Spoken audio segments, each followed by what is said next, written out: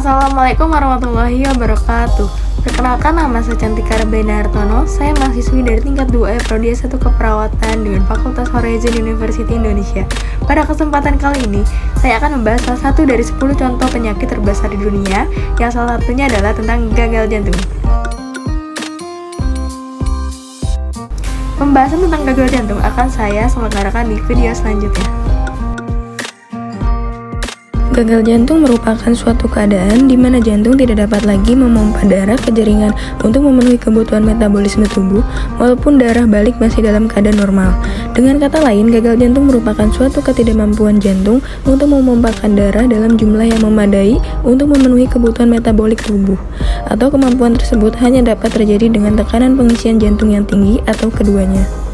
Faktor-faktor yang mempengaruhi, ada orang yang menderita hipertensi atau darah tinggi, sedang menjalani pengobatan tertentu, obesitas atau kelebihan berat badan, dan memiliki pola hidup tidak sehat, seperti jarang berolahraga, merokok, serta mengkonsumsi junk food atau makanan cepat saji.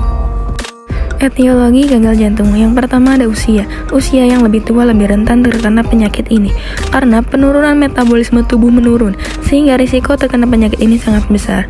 Tetapi tidak dipungkiri, remaja pun bisa terkena penyakit ini. Yang kedua ada merokok aktif. Dapat menyebabkan gagal jantung karena jenis bahan kimia yang mendapat perhatian lebih dalam penyebab terjadinya penyakit jantung. Yang ketiga ada hipertensi atau tekanan darah tinggi. Bisa membuat otot-otot jantung mengalami penebalan dan kekakuan sehingga membuat jantung kesulitan untuk memompa darah. Macam-macam gagal jantung. Yang pertama ada gagal jantung akut, yaitu serangan cepat dari gejala-gejala atau tanda-tanda akibat fungsi jantung yang abnormal. Yang kedua ada gagal jantung kronik, yaitu di mana terdapat kegagalan jantung memompa darah yang sesuai dengan kebutuhan jaringan. Salah satu penanganannya bisa dilakukan dengan cara yang pertama ada membatasi aktivitas fisik. Latihan atau aktivitas akan meningkatkan beban jantung dan juga meningkatkan kebutuhan jaringan terhadap oksigen. Pada pasien yang fungsi jantungnya mengalami tekanan, latihan dapat menimbulkan kongesti.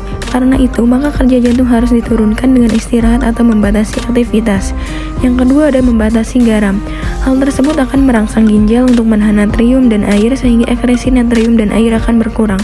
Bila ditambah pakan yang mengandung natrium tinggi, maka retensi air dan peningkatan volume darah akan semakin parah dan pada gilirannya akan menimbulkan kongesti dan edema.